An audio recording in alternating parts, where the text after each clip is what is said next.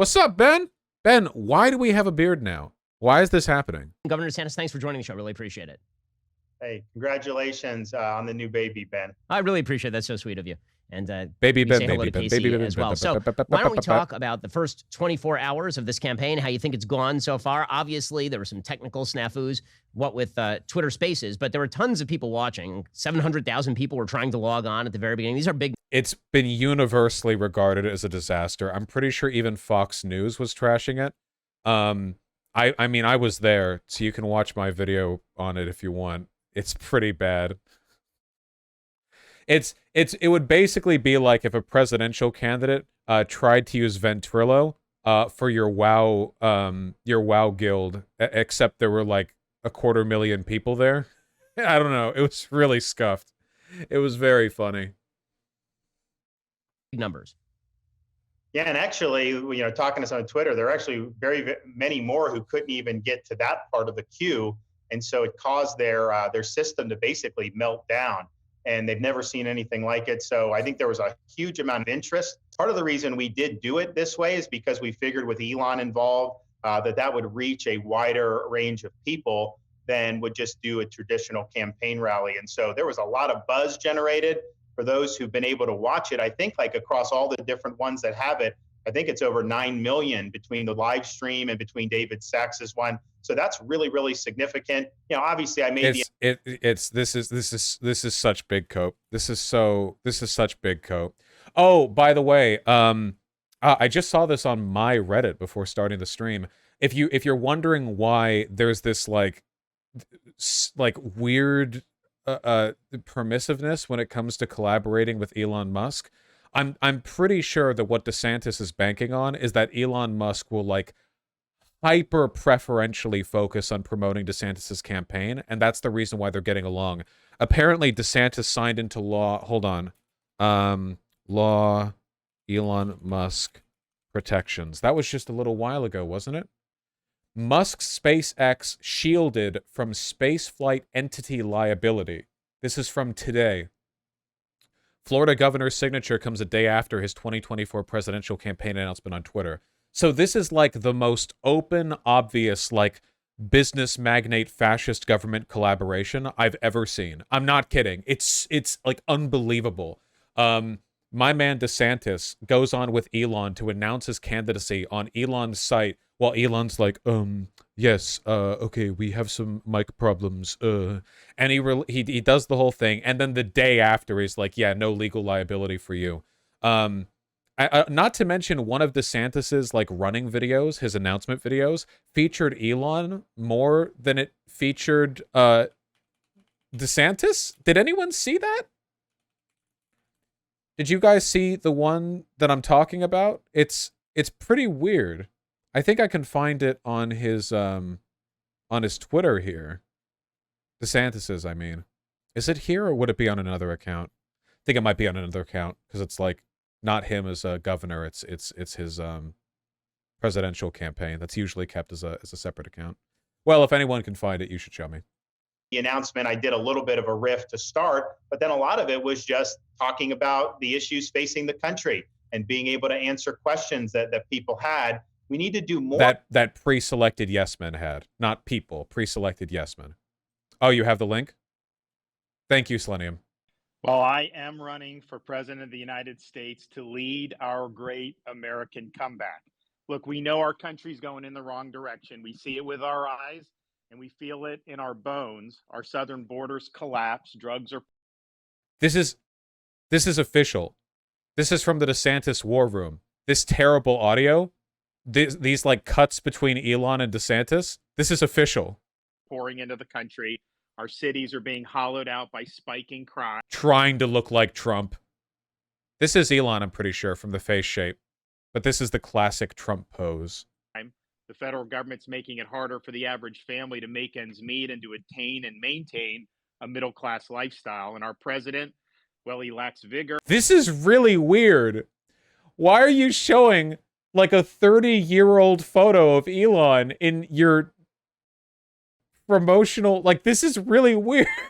There is some like deep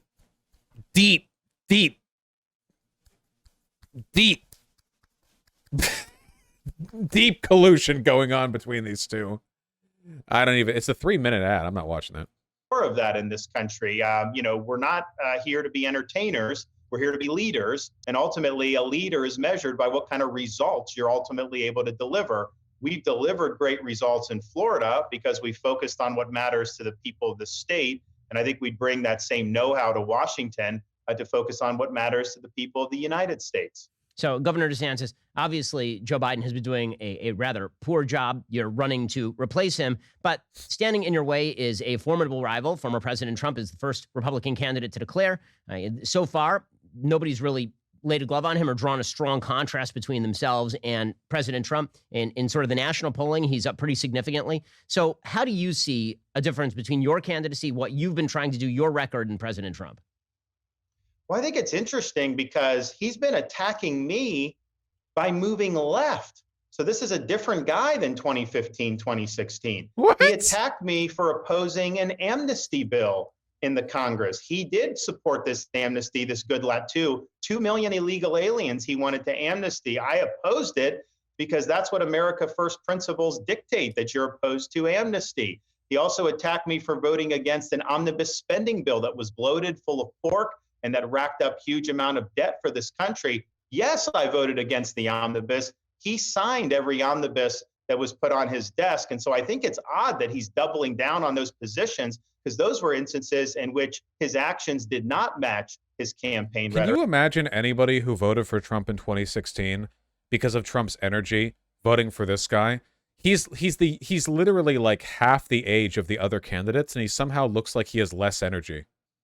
And I also think just the difference between 2015 and 16 and now is I, as chief executive of Florida, and he, as chief executive of the United States, we both faced COVID-19, and we both responded in the way we did. He responded by elevating Anthony Fauci and really turning the reins over to Dr. Fauci, and I think to terrible consequences for the United States. I was the leader in this country in fighting back against Fauci. We bucked him every step of the way, starting in April of 2020, whether it's the schools, the businesses, the mandates, and our state has never done better as a result. We're number one in migration, number one for growth, and we continue to see great things happen. So, but it required me to cut against the grain. I wonder when the bubble for Florida's population is going to pop. Because a lot of people are moving to Florida because A, the weather's great there, aside from the hurricanes. B, housing there, at least in some areas, is cheaper and nearer to the city than a lot of the stuff that you could find on the coasts. Otherwise, like, if you're coming from the Bay Area or you're coming from, like, New York City or something, like, yeah, you will be able to find cheaper housing in a lot of Florida while also being close to the city. Miami has a huge party scene. It's great if you want to get absolutely up and do anal with somebody that you don't know the name of. Like, I get all of that, okay? But the problem is a lot of the people moving to Florida are doing so because they're following like economic and social trends, not because they're flooding to be like supporters of DeSantis. You know what I mean? I still genuinely feel like if every single person in Florida voted like there was compulsory voting in the state, Democrats would sweep in most of it. Because it seems like the Republican Party is just very active and energized, engaged and effective there, and the Democratic Party there is garbage. Like, the Democrats there have no clue what they're doing, with a couple of exceptions. We love our boy Frostwell. So I feel like, it's Maxwell Frost or Max Frostwell. I genuinely forget right now. I'm so sorry. It's Maxwell Frost, isn't it? Yeah, so Frost, not Maxwell Frost. Is it Frostwell? Yeah. Frostwell's still a cool name.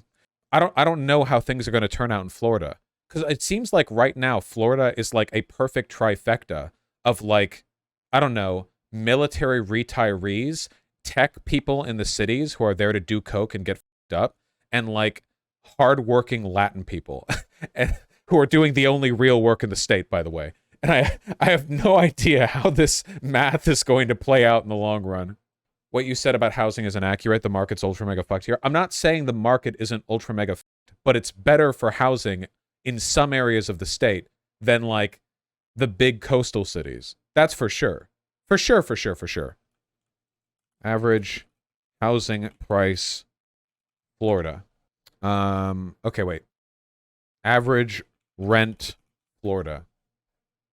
Average rent for an apartment in Florida City. No, not Florida City. Florida. Jesus. Cost of living in Florida in 2022. In Jacksonville, $1,300 on average to rent a one-bedroom, $1,500 for a two-bedroom. These prices are up 19 and 21% over the last year, respectively. Ho ho! We're seeing a consequence of all the people pouring in there, folks. I say right now it's better than Seattle, but 2 or 3 years? Jesus, who knows? We might be seeing like a delayed effect here. Oh my God. Okay, don't try to live in Miami. In Miami, a one-bedroom averages at $3,200 a month. A two-bedroom is $4,000 a month. Don't move to Miami. Orlando, $1,800, $2,200. Tampa, $1,500, $1,800. Food prices are mostly fine, except for Miami, I guess. Like, they're pretty par. Utility prices feel approximately par. God damn. Wait, okay, hold on. Rent.com. Let me take a look at, like, California for comparison. Maybe this is a trend thing. So a lot of the prices in Florida are up, like, 20% over last year. So if we go to California, Los Angeles, one bedroom, $2,800, two bedroom, $3,800. About 14% growth. These numbers exceed the national average by 134%. Great. Sacramento, $2,200, one bedroom, $2,500, two bedroom.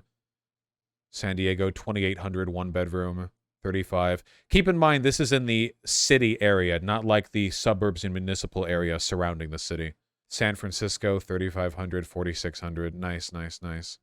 Food prices are like a lot higher. Utility costs are a lot higher. Jesus. Transportation costs are a lot higher. Yeah, I guess outside of Miami, Florida's a lot cheaper than most of California. But people in chat are saying that housing prices have spiked a lot since 2022. If that's the case, we might see a backlash in Florida when it comes to like people moving around faster than expected. Yeah. Once you're out of the city area, things change a lot, Zan. These are all like the city core, not the areas outside of it. So let's just look at average rent. Average rent, Florida. Just the whole state, just right across. The average rent in Florida is $1,800, which is higher than the national average of $1,460. Okay? Average rent in California.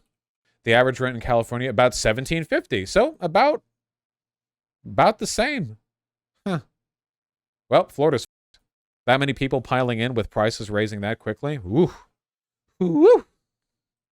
It required me to know that every decision I made was going to be met with opposition from the media and from the left. But you do what's right and you don't let them cow you. And so I think Fauci should have been fired. And I think the fact that Donald Trump gave Anthony Fauci a presidential commendation on Trump's last day in office, that was a gut punch to millions of people around this country who were. Wait, hold on. At Rilo, it's not about the site, it's about the point topic he's searching for. He pre-visits some sites before stream, sometimes on stream, act like it's his first time. What the fuck are you talking about? He pre-visits some sites before stream and sometimes on stream and acts like it's his first time seeing it to prove a point that wouldn't be able to be proven otherwise. Vosh is a fraud, lol. Are you conspiracy posting about the pre-watch thing? I'm too lazy to pre-watch. What are you talking about? I've been playing Tears of the Kingdom. You think I pre-look at rent prices in Florida so that 2 hours and 36 minutes into the stream on a video that someone else suggested I watch, I could bring that up and act surprised to... What are you doing? Harmed by Fauci's lockdowns. It really does not take that long to visit a random website. Why would I pre-visit a rent price site on Florida before a stream? What is the objective here? Also, even if I did do that, isn't that just doing research prior to... What does it mean? What's the accusation? You know, Governor Desantis today, the president actually attacked you by suggesting that Andrew Cuomo had done a better job in New York, which is sort of a shocking thing coming from a president who's declared that he is the enemy of the left when it comes to COVID. Andrew Cuomo, of course, did not do a better job. He's been citing statistics suggesting using sort of absolute numbers of people who died per state as opposed to looking at population adjusted, which of course seems deeply dishonest just on a statistical level. What's your take? It just means you're biased, lol, not that deep. Biased against what? Florida? Yes, I own it. on those attacks? They're very bizarre. I mean, first of all, Florida had less excess mortality than California or New York. Oh yeah, wait, hold on. What were the per capita COVID deaths per capita New York? 397 per 100,000 people. So about, let's just say 400 per 100,000. And in Florida, it was oh, here, COVID-19 mortality by state. I pre-visited this as well. So by this chart, New York has 83.9 on the death ranking, which is not that much. And then Florida has 111.7, or about like 40% more than New York. So, okay, I guess by absolute numbers and by proportion, New York is taking it. Part of that is because states like California had excess mortality derived from the lockdown policies, which is... It's not about Florida. Be serious. I beg you do this for almost every topic you speak on, because the data is usually not on your side. What? Okay, SN Shores, what subject am I incorrect about that I have only feigned correctness about by reacting to stuff on stream while pretending I haven't seen it before? I don't know why I would do that, because if I wanted to present biased info, I could simply say, look at this thing I found. I don't know why the charade of me pretending to not know about it is necessary. But like, what am I wrong on that I have cultivated information incorrectly? Really, really avoidable mortality. But if he thinks Cuomo handled it better, that's an indication if something like this were to happen again, he would double down and do what he did in March of 2020. That was a difficult situation. We didn't have all the facts, and people can kind of understand, you know, if you did things that may not have worked out. But we all have to sit here today in 2023, look back at March of 2020 and say Fauciism was wrong. Fauciism was destructive. Fauciism has set us on this path with the CARES Act and the Fed printing money, creating inflation, and creating some of the economic problems that we have today. So if you could do it again, would he do the same thing? I sure hope not, because those were not the right decisions. When you looked up the data about Florida as one recent example, why are you acting like you genuinely don't know what I talk about? Dude, if you can't explain what you're talking about, that's a you problem, not a me problem. I don't know what you're talking about. You with the Florida thing, are you telling me that the rent prices on the website on the rent that it's not right? Like, what point am I wrong on? What argument have I incorrectly presented? Decisions to make, and I've said very clearly, you know, if I'm president, somebody like Fauci is in the government, I will bring them in, and I will tell them two things: you are fired. You know, it's always bad for you. What the f did he just say? Because those were not the right decisions to make. And I've said very clearly, you know, if I'm president, somebody like Fauci is in the government, I will bring them in, and I will tell them two things: you are fired. I can't believe it. So first of all, he's stealing the trumpet. Second of all, he meant to say, you're fired. Not you are fired. He meant to say you're fired, but he's so uncharismatic, he couldn't even nail the landing on that. And what's more, he shouldn't have said two things. He should have said two words. He f***ed this up on 3 points. 2 words. You're fired. That's how the line goes. That's what he meant to say. But instead he said 2 things and then said 3 words. Unbelievable. Genuinely incredible. It takes effort to fuck up that much.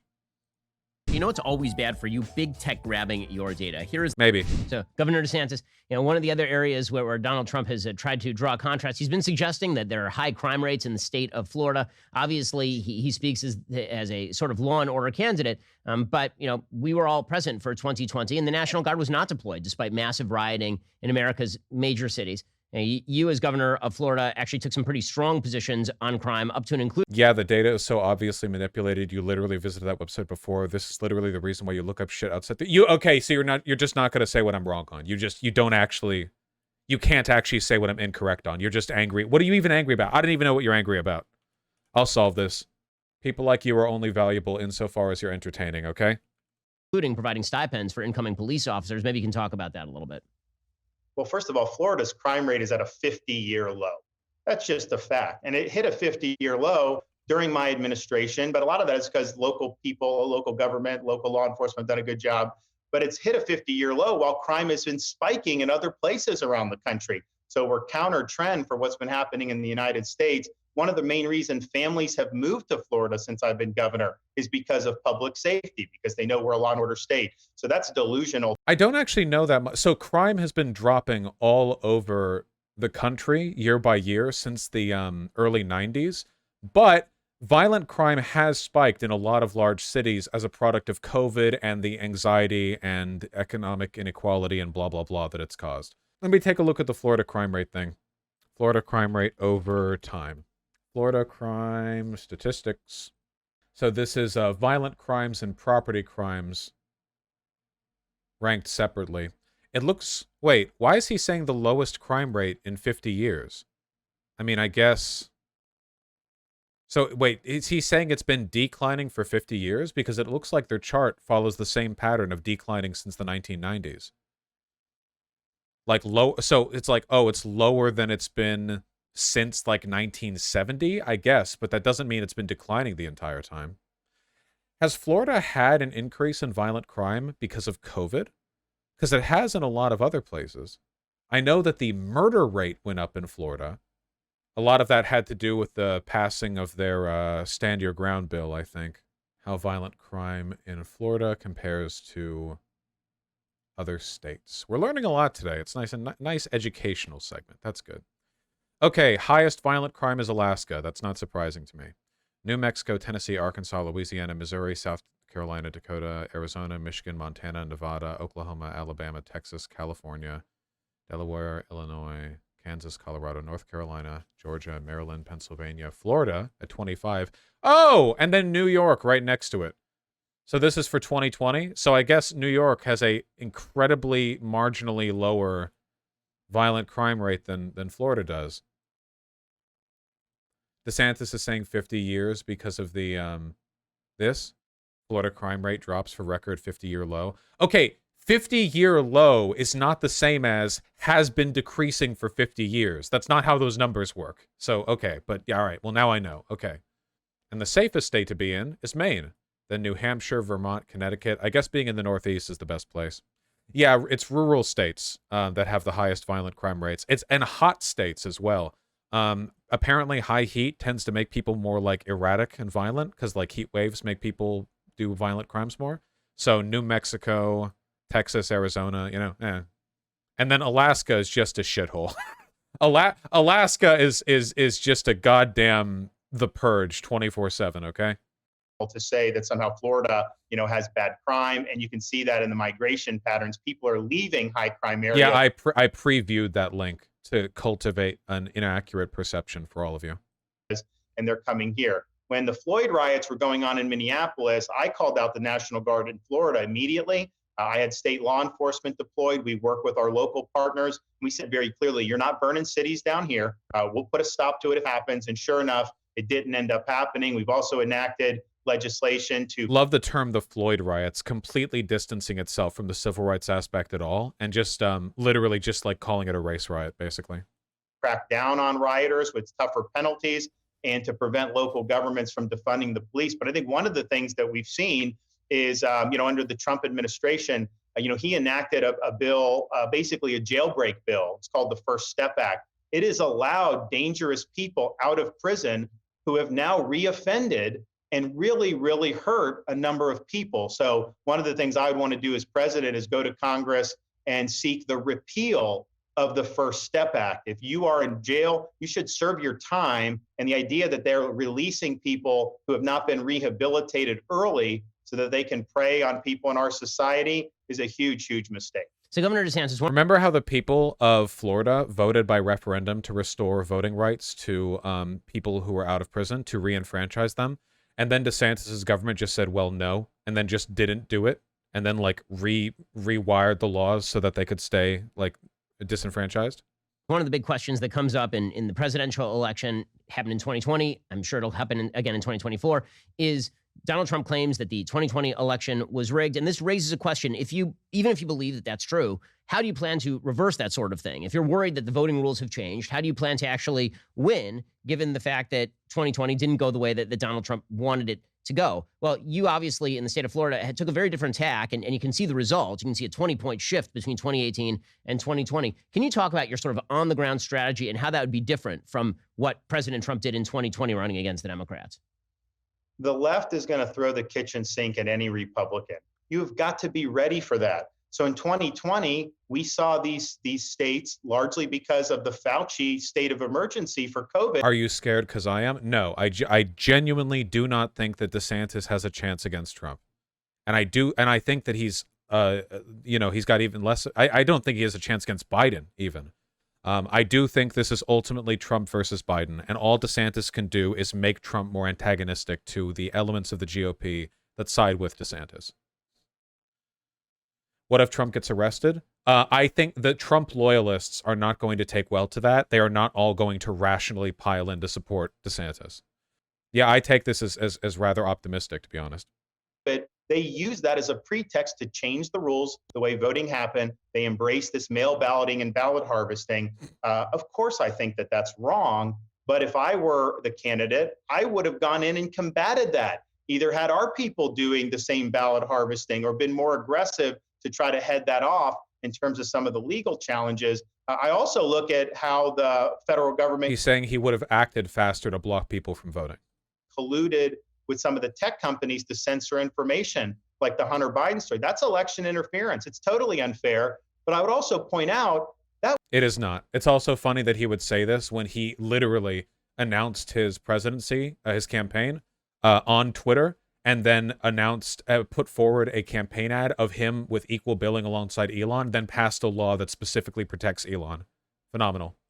That was Donald Trump's FBI and Donald Trump's DHS that was doing that. He didn't have control over his own agencies. If somebody in my government were doing that, they would have been fired the next day. And so you've got to take a responsibility as the candidate to shape the battlefield in a way that's going to be most advantageous to your side winning. So what I'll do, obviously in Florida, we did it very effectively, but nationally, you look to see what the rules of the game are. Yes, we banned ballot harvesting in Florida. That's what you should do. Yes, we banned Zuckerbucks in Florida. That's what you should do. However, not every state has done that. So if you're in a state like Nevada, that's a mass mail balloting state with ballot harvesting and Zuckerbucks, we will have organizations in place so that we can exploit that system. If you have it in Wisconsin, we will have organizations in place to exploit that system. I think telling people— There's barely any bark to this guy. No, yeah, that's just what I mean. He does not come across as convincing or charismatic. Not to send in a mail ballot is a huge mistake, and it ends up reducing the pool of prospective voters. In Florida, we focused on some of these low propensity voters in my reelection. They usually vote in presidential. They don't always vote in midterm.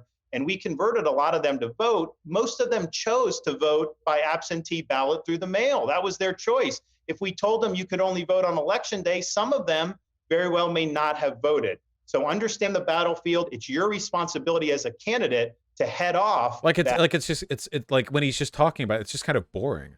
It's fun to make fun of him when he says something stupid, which is generally the case with Republicans or politicians in general, honestly.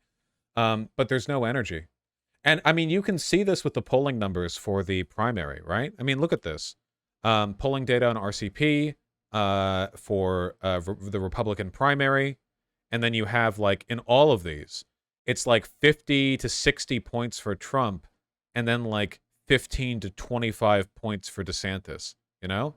I mean, this isn't a percentage chance of winning the primary. This is percentage of the respondents' favorability, you know?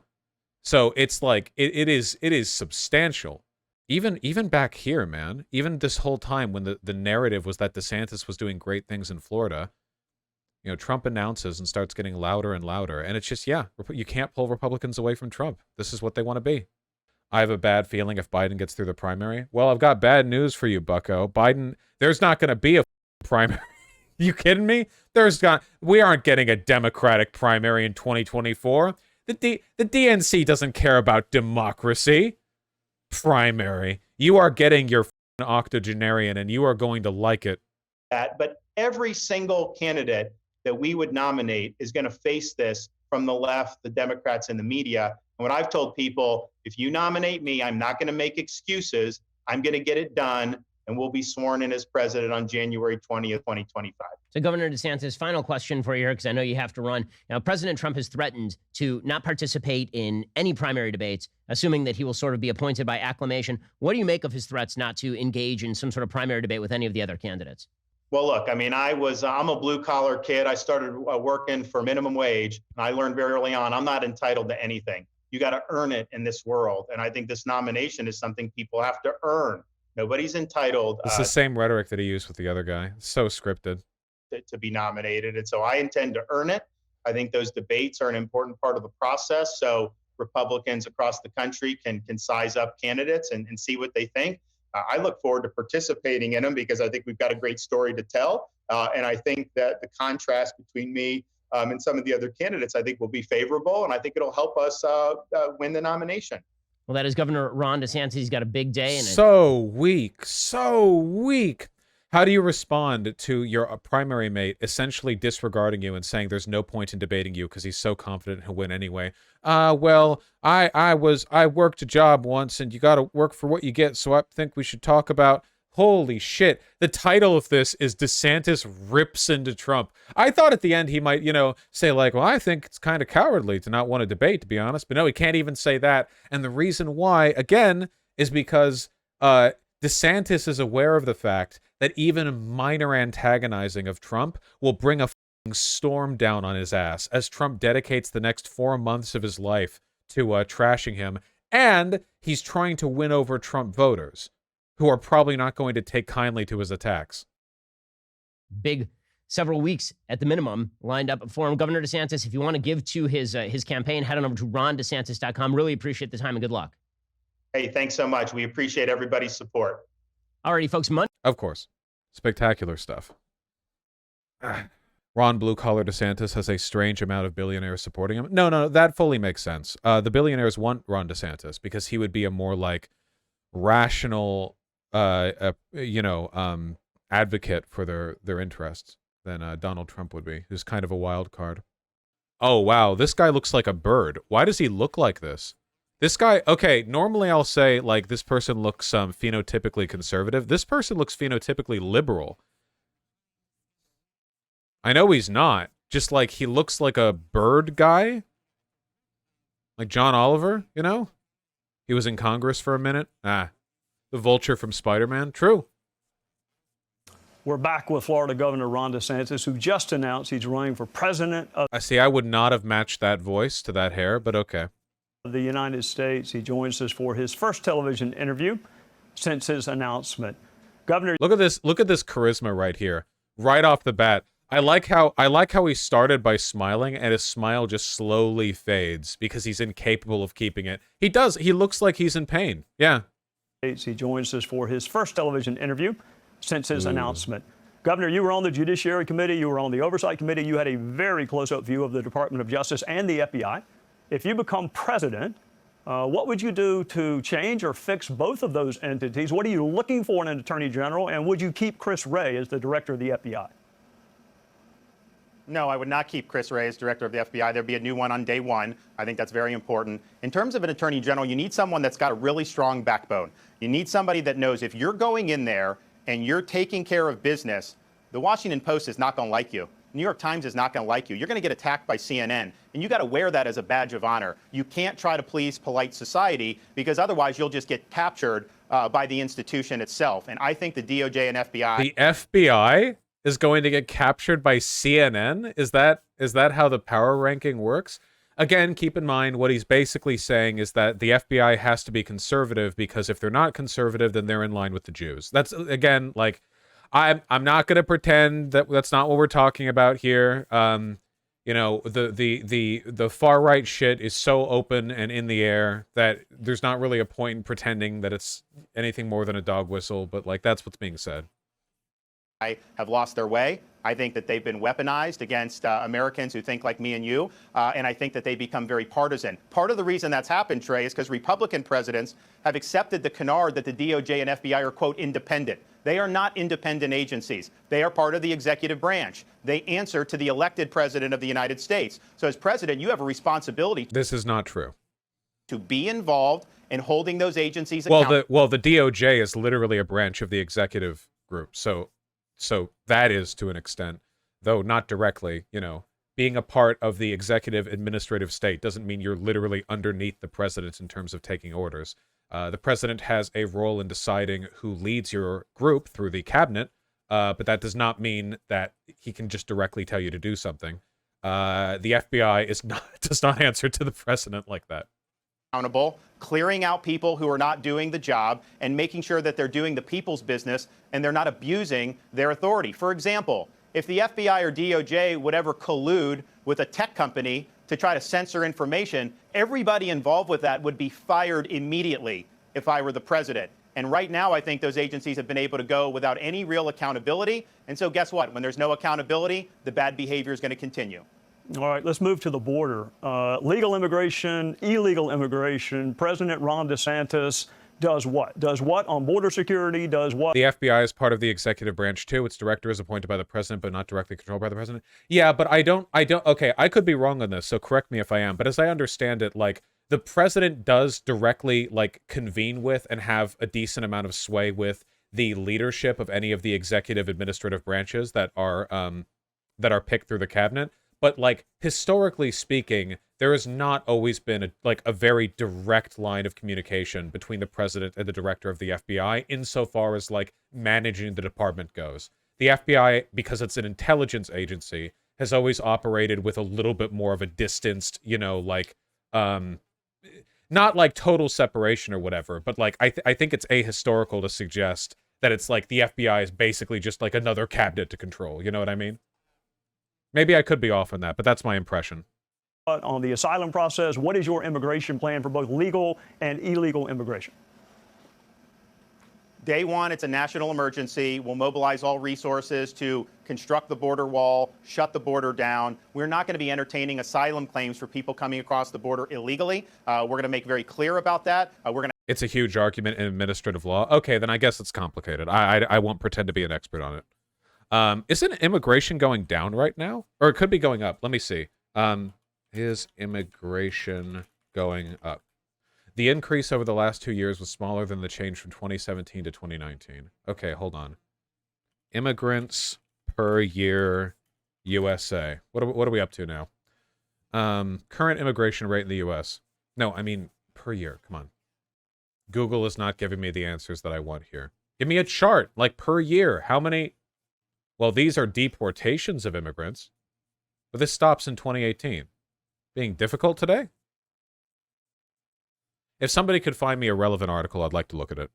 To have things like remain in Mexico, so we don't have the incentives to come illegally. We do need to hold these Mexican drug cartels accountable, and we'll be looking at levers that we can pull to be able to do that. At the end of the day, nobody has a right to... Reminder that the main thing we could do to hold those cartels accountable would be to stop creating a market for them by legalizing drugs. Making weed legal in now, almost half of U.S. states or something, so the weed legalization is going up and up and up, does significantly cut into the market of illicit drugs that are moved into our country. Additionally, a huge amount of the fentanyl that is brought into this country is done to capitalize on the opiate addictions that people who are prescribed painkillers unnecessarily develop. So people will go to their doctors. The doctors listen to the pharmaceutical industries and prescribe opiate painkillers. They get addicted to the opiate painkillers. Their prescription runs out, and then they turn towards other drugs like fentanyl that fundamentally hit the same high, but obviously fentanyl is way more dangerous, so then they die. Fentanyl overdoses kill a lot of people every year. Come to our country illegally. We, the American people, can determine what type of immigration system that we want. I think the purpose of immigration is to benefit our country. And so if people coming illegally does not benefit, which I don't think it is, then we shouldn't do it.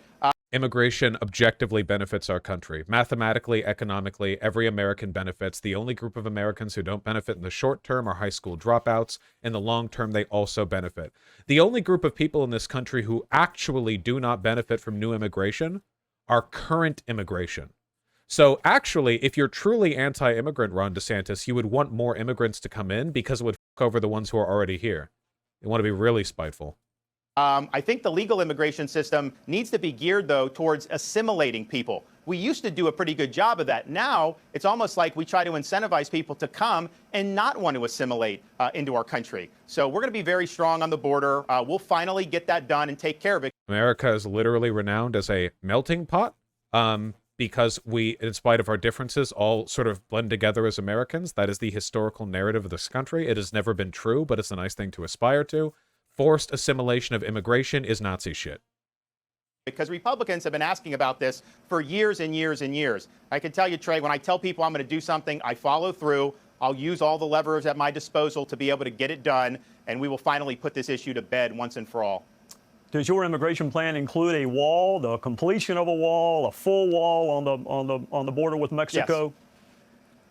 Yeah, we will construct the border wall. I think it's too big of a border to only rely on personnel. You need to have that physical wall. And if we had a physical wall on the southern border, Biden would not be able to get away with as much shenanigans as he's getting away. The reason he's allowing the border to be open is because you have wide open spaces across thousands of miles of the border. These sneaky shenanigans, you know, Biden's doing little cartwheels right across the border. People are, you know, just having a good old time. We need a wall that this guy's hijinks have to be put to an end.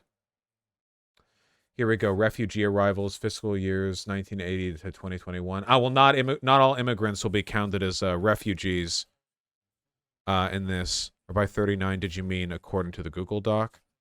Lawful permanent. Yeah, this only counts for some of them. Thank you. I do think numbers have gone down slightly lately, but not totally. 86% of drug smugglers are U.S. citizens, not undocumented immigrants. Yeah, of course. Like, if you think about it for a second, okay, cartels and drug runners, this is a multi-billion-dollar industry. Why would they entrust drug smuggling entirely to people who are so legally ostracized that any encounter with the police could land them instantly in jail?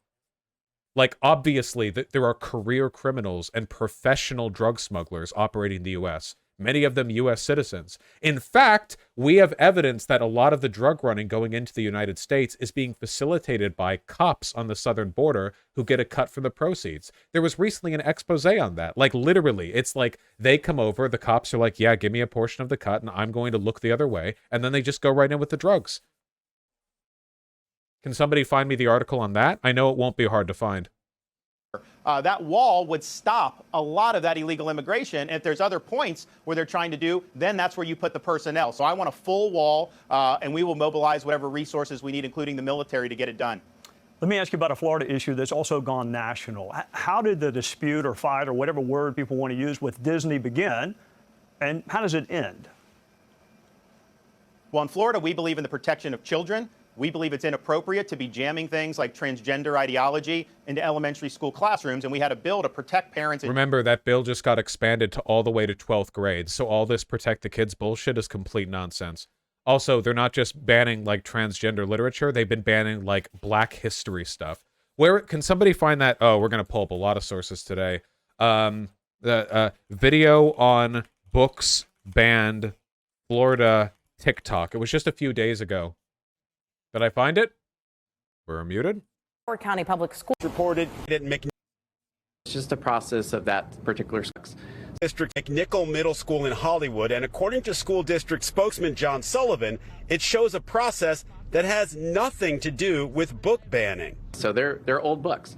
So this is a process of weeding that we call it, which is really updating and refresher process of that. Those books going. These are just a few of the books that have been deemed inappropriate. Lewis and Clark. Literally, it's like everything historical, anything that has anything to do with race or history, or gender or anything. Like there's nothing left. And keep in mind, if they keep these books, the teachers can be sued for a a felony crime. They're removing these books from our library. So the state did not come down last week and ban any books in Broward County schools. The video depicted that the state was down here to ban those books in those bins. That did not occur. Complaints from the. But then what happened? And why are in those bins? Can you explain? They're current, up to state statute. So it's just a process of that particular school that was going through, and that's why there was all those books and bins. It says right there, books being vetted. Mouse, a book about the Holocaust, was banned in Florida. A ton of books have been banned in Florida. Books banned in Florida list. But like it's literally like a white list. 84 books banned in Martin County, Florida. The Absolutely True Diary of a Part-Time Indian, All-American Boys, Almost Perfect America, The Art of Racing in the Rain, Ask the Pastor. Like, if you go through these, there are reasons they're choosing these books, you know? It's not subtle. 1,477 instances of individual books banned. Handmaid's Tale. Children from that in Florida. Disney opposed it. They tried to tank it. They usually get whatever they want throughout history in Florida. But with me as governor, that wasn't going to fly. We signed the bill and we protected our kids. But I think Disney has gone down the road of wanting to put sexualization in the children's programming. So the company, I think, has lost its way in terms of the values that maybe they had when Walt established it or when it first started in Florida. Shame they don't have any like visual example to provide and are just showing people at Disneyland. What ended up happening, though, is that they had this cushy arrangement that they got decades ago where they had their own government in Central Florida. They were exempt from laws that everyone else had to follow, and they got massive tax breaks and even racked up municipal debt. So what we said was, look, we're not comfortable having this company on a pedestal joined at the hip with the state of Florida. Our values have just gone in different directions, and so we ended their self-governing status. They now have to live under the same laws as everybody else, and they have to pay their fair share of taxes. So they're suing us to try to recover their corporate welfare. You have no right to corporate welfare. Florida's a great business environment. People are making money hand over fist, but it's just not good enough for them to live like Universal or SeaWorld. They want to have their own special arrangement, but there's a new sheriff in town. He is correct, by the way, that Florida leveraged their incredible regional power in order to get essentially like a miniature government in Florida. Under normal circumstances, I would be completely in favor of a leader of Florida taking them down a couple of pegs on account of that. The problem is they're not going after Disney for exploitative business practices or running their own private government. They're going after Disney for peddling like Jewish, queer, degenerate propaganda or whatever. Not the right reason to go after Disney. You know, sorry. You know, I wouldn't agree with the arguments Nazis made against the Weimar banks back in the 30s either. You know, I'm not falling for that bullshit. I wasn't born yesterday. And that's not going to happen. And at the end of the day, we will never waver in our defense of families and children. And as a father of a 6, a 5, and a 3-year-old, I strongly believe that parents should be able to send their kids to school, have them watch cartoons, or just be kids without someone trying to shove an agenda down their throats. Is that an example of something Governor DeSantis might become involved with, but President DeSantis would not? I mean, the president has a different role. There would not be that, I guess, interconnectivity with a private business, or do you think it's also appropriate for a president to do that? Well, if there was somehow a federally conferred private government given to a corporation like you had with Disney, then that could potentially be something that you would do. But I don't think that that exists anywhere else in the country. So I think this was a unique setup involving the state of Florida and this one company. And it started many, many decades ago. But clearly, it's not something that was viable going forward. So I just don't think you would have the same set of facts, a president vis-a-vis what a governor would do in this situation. But we will, as president, lean in against woke ideology and against the sexualization of children. It's wrong, Trey, what they're trying to do to these kids. This really is all they have. Leaving aside his lack of charisma, this is what I mean about the Republican Party overcommitting.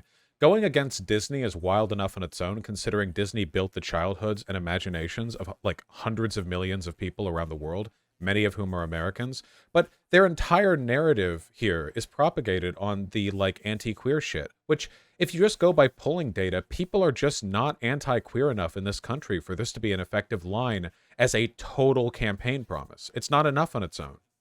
Not going to abide by it. And in Florida, we say we're the state where woke goes to die. You know, as president, I'm going to make sure woke ideology ends up in the dustbin of history. Let me ask you about another contentious issue. For decades, conservatives wanted the issue of abortion sent to the states. Florida, I think you recently signed into law legislation in Florida. The word life is mentioned in the U.S. Constitution. I mean, education is not, marriage is not, privacy is not, but the word life is. So is it really the best position for conservatives to argue that there should be 50 different definitions of when life begins, or should that be Should that be the same definition for the entire country? Given the Constitution absolutely does not define life as beginning at conception. There is no legal interpretation of the Constitution which would beget that assumption. Even if you go back to biblical times, the Bible gives like a recipe for abortion. Throughout most of history, I mean, I'm pretty sure like in Jewish mythology, it's defined as first breath. In most of like medieval history, I think the quickening is when life is determined, which is when you can start to feel the baby kick inside the stomach. This like ultra across the board hyper fanatical anti-abortion stuff is like relatively ahistorical, I think. It doesn't go back to like all antiquity. the fact the word does exist in the U.S. Constitution. Well, I've been proud as governor to stand for a culture of life, and I think all Republicans need to do that. As you alluded to, we were able to sign legislation protecting unborn child with a detectable heartbeat, and we think that that's a humane thing to do, and it's similar to what Governor Reynolds did in Iowa, and I applaud her for that.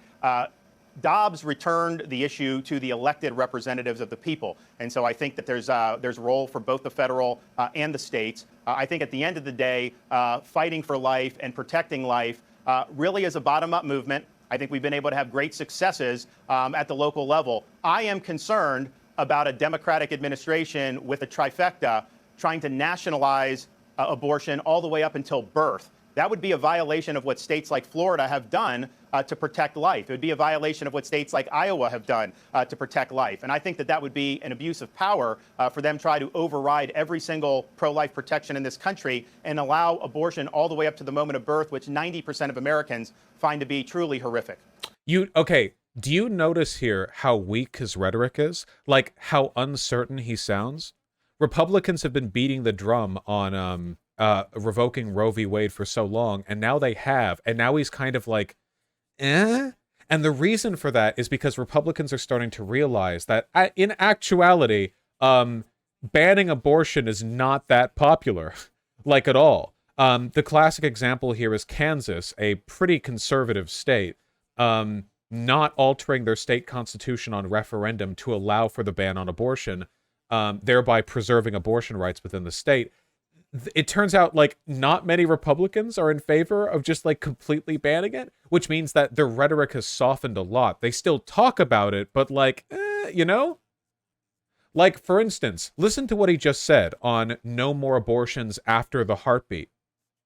Why? Conservative Christians believe in life at conception. Why would they allow for abortion before the detectable heartbeat? Like, that doesn't... And the reason why is because they know that if they sound like too much of a hardliner on this, it's not going to resonate well with the voters. Well, let's pick California and Idaho. Is that just the price we pay for federalism? That life begins at conception in Idaho, but it begins much, much, much later in California. Is that the price that we pay for federalism? I don't think it's the price you pay for federalism. I think that there's just a practical reality that the country's divided on the issue. And so the question is, how are you going to be able to save, more lives? And I think obviously Idaho is going to be able to do a lot on their own. They would not be able to do as much if they ran it all through Washington, D.C. So some of this is a matter of strategy. Some of it is a matter of, what could you do to be able to advance the ball forward? Clearly in California, you are going to have very, very hostile views. They want to have abortion all the way up till birth. I think they actually allow it post-birth, if you can believe. They'll just say any old shit, dude. They'll just say literally anything, man. They just let any old shit. God, I wish Democrats had the confidence to lie like this, just about the most absurd shit, like for no reason, I think you can abort your child up to 2-3 years after birth in California, actually. But again, wouldn't it be more in line, ideologically, with how Republicans act and talk normally, for them to be saying they want a federal ban on abortion, period? Like, doesn't that seem like the natural thing they'd be pushing for, considering the circumstances and the context of the past few years of political activism they've been doing? But now they're not. I think this is a very open concession, a very open indication of weakness.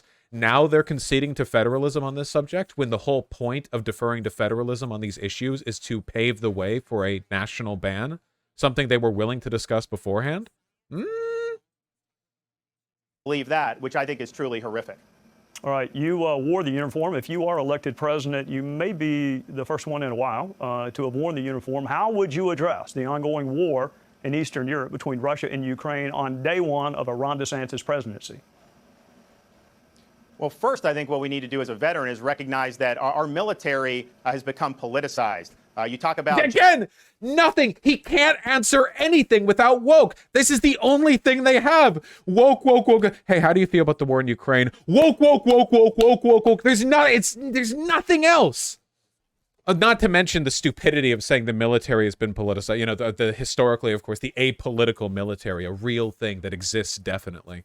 But like, that's all they have to talk about. It's all they care about. Republicans have never been this dogmatic. Not since the 1960s. Not since, well, it wouldn't have been Republicans, it would have been conservatives. Not since the civil rights movement. Now everything is about woke, woke, woke, woke, woke, woke, woke, woke, woke, woke. It's all they talk about, and the voters notice, which is why there was that polling stuff that we looked at, that I did a segment on, where even Republicans are saying, like, Republicans should probably talk about wokeness less, because holy shit, it is all they talk about. Gender ideology, you talk about things like global warming that they're somehow concerned, and that's not the military that I served in. We need to return our military to focusing on commitment, focusing on the core values and the core mission. That would be something that I could take care of on day one. There'll be a new sheriff in town as commander-in-chief, and I think you'll see recruiting start to get back to where it needs to be, because people don't want to join a woke military, and I think it's been really, really problematic. Look, in terms of what's going on over in Eastern Europe, I'd like to see a settlement of this. I do not want to see a wider war. I think it's completely unknowable what it will look like in January of 2025, but I would not want to see the United States with our troops get enmeshed in a war in Russia or in Ukraine. So he had nothing to say. Yeah, literally. His response to that was, I don't know, but I don't want nuclear war. But he took 2 minutes to talk about woke ideology and how on his first day he would annihilate the woke within the military. It's all they have. Governor, there is a very, very slight chance that you will pick up a nickname at some point in the next couple of days or weeks. Certainly, perhaps from one fellow contender, maybe from more than one, I don't know. How do you run a robust campaign in a vast and varied field and still bring everyone back? Because whoever the Republican nominee is going to have everyone to win the general election. So how do you run robustly, even sometimes when it's going to be tough, and still keep supporters of other candidates? Well, look, I don't mind. This question is basically, how are you going to deal with the fact that Donald Trump is way funnier than you? That's the question that was just asked. What is your plan to deal with the comedic stylings of one Mr. Trump? Being called different things. I've been called everything but a child of God as it is. So that doesn't faze me. You can call me whatever you want. Just make sure you call me a winner, because that's what we've done in the state of Florida. And that's exactly what we would do nationally, not only in the election, but actually bringing all these great policies to bear. I can tell you, Trey, in Florida, we united the Republicans like no one's ever done. I think I got 98% of Republicans in my reelection. We also really expanded the tent, and I think that's the only way that you can do it. There'll be slings and arrows, but I'm a big boy. I can take it. There's a lot of people that have given a lot more than that so that this country can be free. You can see their tombstones in places like Arlington National Cemetery. So if the sacrifice I have to make is people are going to call me names, that pales into comparison what so many people have done for me throughout history so that I could live in a free country. Fuck, that was so fucking weak. Can you imagine him saying that to Donald Trump on the debate stage? Trump's like, Meatball Ron, Rob, as I like to call him, very small, very nasty guy. And he's like, I've been to Arlington Cemetery. Many men have died to protect me. So insults don't matter. What you say to me bounces off me and sticks to you like glue. Like, Rob, he's a very small man, very stupid, says a lot of words. They don't mean anything. Little Rob, wish he was Big Rob, but he's not. Like, he was like, there's no way. He doesn't have any of the casual confidence that a person would need to be able to debate Trump. Unironically, one of the things that Joe Biden has that Hillary Clinton didn't. Hillary Clinton was insecurely trying to play up her record.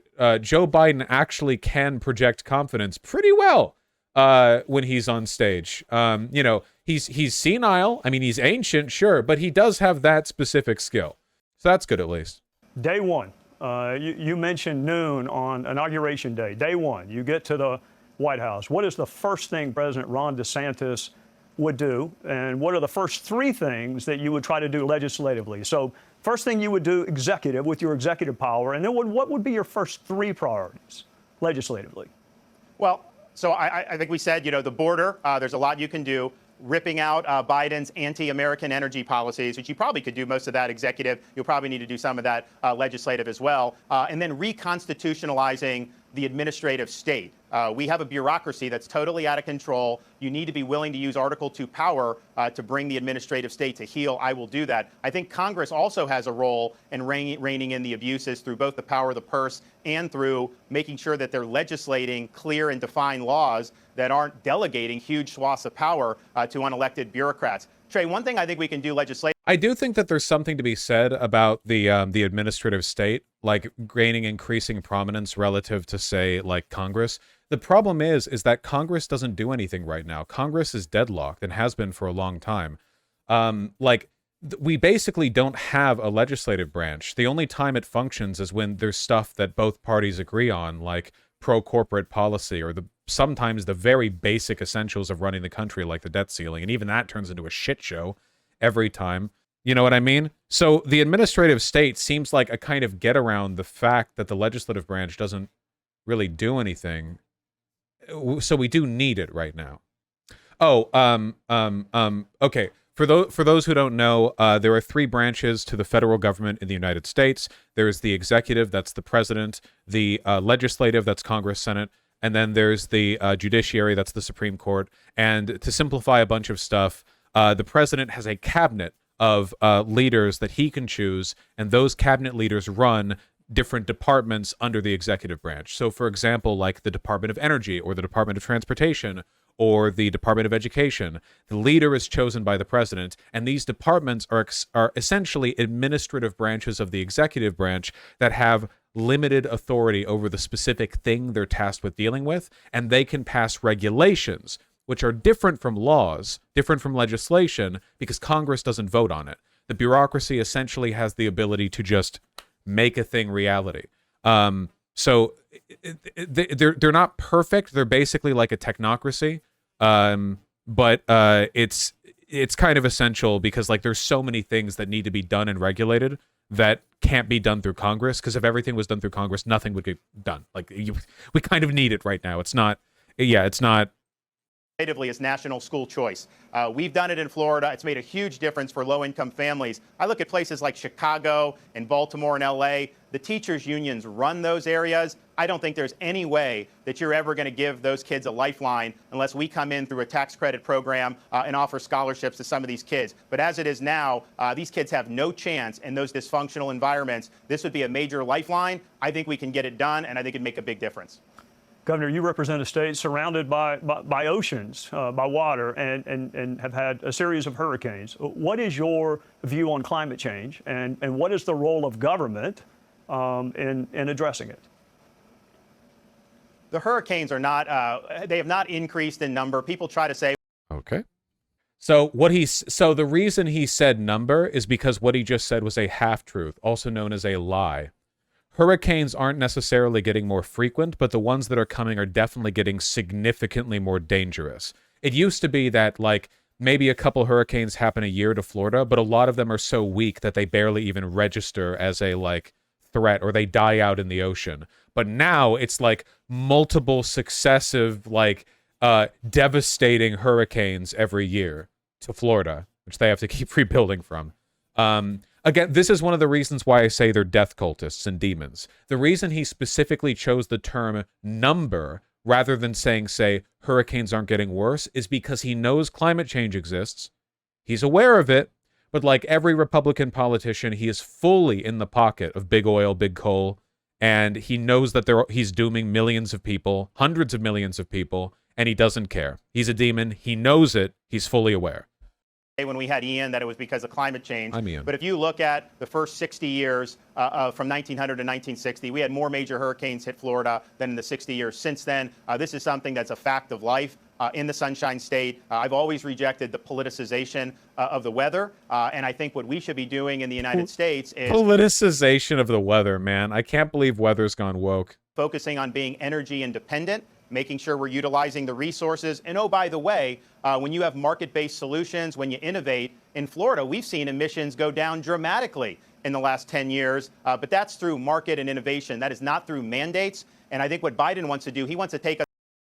Okay, let's find out. Are emissions going down in Florida? Florida CO2 emissions. Let's see. I need to buy a program in order to see this chart. No, thank you. Let's see if we can't find this. Energy-related CO2 emissions. I need a chart. I need this over time. Overall, U.S. emissions have gone down. I don't know if Florida has. I'm pretty sure that one of the reasons U.S. emissions have gone down is just because we're using more like non-fossil fuel energy for our electricity production. Yeah, well, it would have gone down during COVID because COVID like made people stop driving as much. But that's not. Yeah, look, it went down for 2008 as well because the economy crashed, so people stop having fun. USA energy production by source. This is from 2021. Yeah, we're still using like majority non-renewable energy. Nuclear power, renewable energy don't produce very much CO2. Natural gas produces less than coal and petroleum, correct? As I understand it, like per like kilowatt hour, there's less combustive. There's less material produced. It's still bad, but it's not as bad, I think. The U.S. relies heavily on oil from Alaska. Yeah. Not good, folks. Not good. Washington State's pretty good. Check it out. This is Washington State back in 2014. We've got so many rivers and dams that 2/3 come from hydroelectric. Oh, apparently it's gotten even better? It's up to 3/4 now? What year is this from? This is from Wikipedia, though. Where does it say where can I go to the... Oh, from 2021. Nice! Oh, man. So from 2014 to 2021, it went from 68.3 to 76.6%. That's really good. And then the next best is nuclear, then wind. So natural gas, coal, biomass, etc., all together are like less than 10% in state of Washington. That's pretty great. Now let me just check California out of curiosity. I did live most of my life there. Mostly natural gas. Overwhelmingly mostly natural gas. Though there is a pretty big chunk of solar here. That's something. 19% solar. I mean, it is a sunny state. That makes sense. Let's take a look at Florida. Holy shit! Dog. Oh my god. Natural gas is a Pac-Man in Florida. Look at that. Jesus Christ. Keep in mind, this is just electricity generation. A lot of combustion is also from cars. Like gasoline, like fumes, that kind of stuff. Look at Hawaii, Sag. Petroleum, Jesus. You'd think you could do more with solar there. It's like 2/3 petroleum. Natural gas produces methane, which is worse than CO2. Yeah. Can we look at Arizona? Whoa, hold on. Okay, hold on. Illinois is mostly nuclear, surprising enough. Am I misremembering, or isn't Illinois where 3 Mile Island is? Am I totally misremembering? No, that's Pennsylvania, sorry. I guess there are nuclear power plants in Illinois. I don't really know much about the nuclear stuff there. Nuclear plants in USA. Yeah, they're mostly over on the East Coast. God damn. Way more concentrated on the East Coast than I thought. I knew it would be more over there. Also, yeah, look at Illinois. Illinois, for some reason, has 6 of them clustered all together in the state, so that makes sense. Nothing in Nevada. No, they do other kinds of nuclear shenanigans there, I guess. Our nuke program literally started in Illinois. Yeah, I guess that makes sense, yeah. Whoever said that about natural gas emissions is an idiot. Natural gas is methane. Okay, last thing I'm Googling.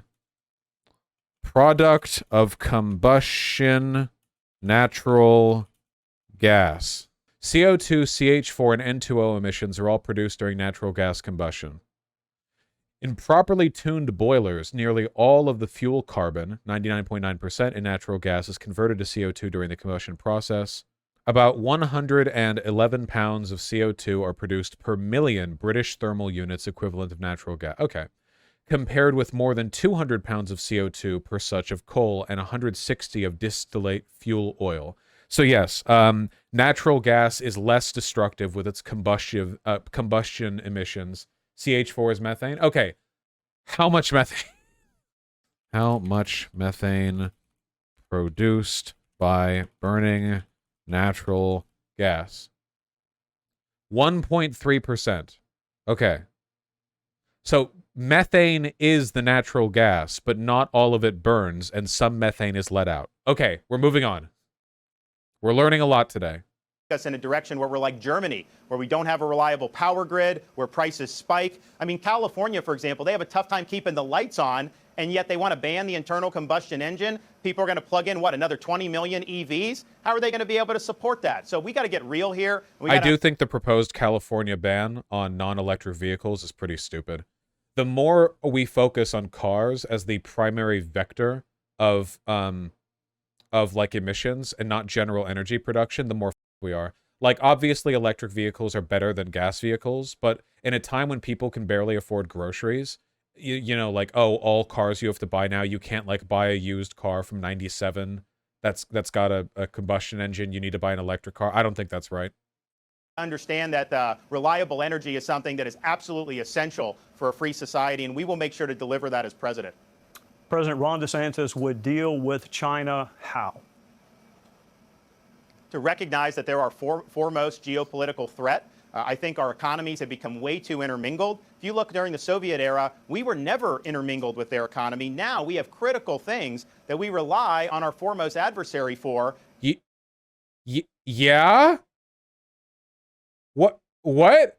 Hey, back when we were in a Cold War with China, we didn't trade with them, but now that we're not, we do?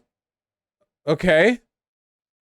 During COVID, it was almost everything. So I think we need to reshore some of these critical manufacturing items. I think we need to have a robust relationship with Japan, Korea, India, Australia to make sure that we can check Chinese expansionism in the Pacific. We also have to recognize that China is getting a foothold in our own Western hemisphere. I think we need a 21st century version of the Monroe Doctrine where we're making sure that our own backyard is a freedom zone. We've got a lot of leftist governments in Latin America that have invited them in. I think that's really bad for our national security.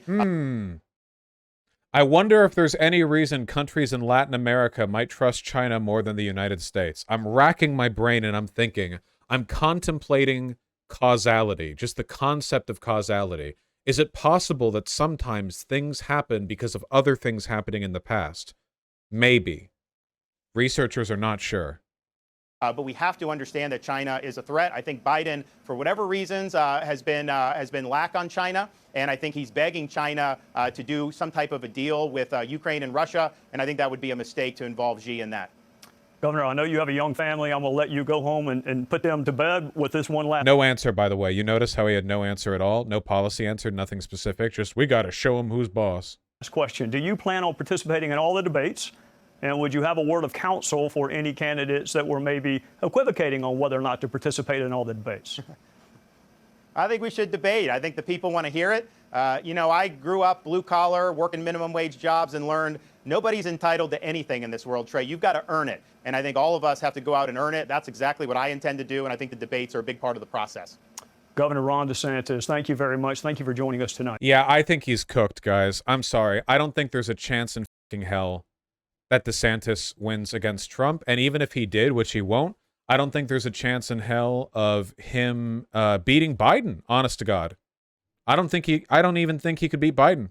I genuinely think his charisma would get, just trashed by Biden. I'm not too worried about him. I mostly view him as a wedge that can be used to disrupt the GOP.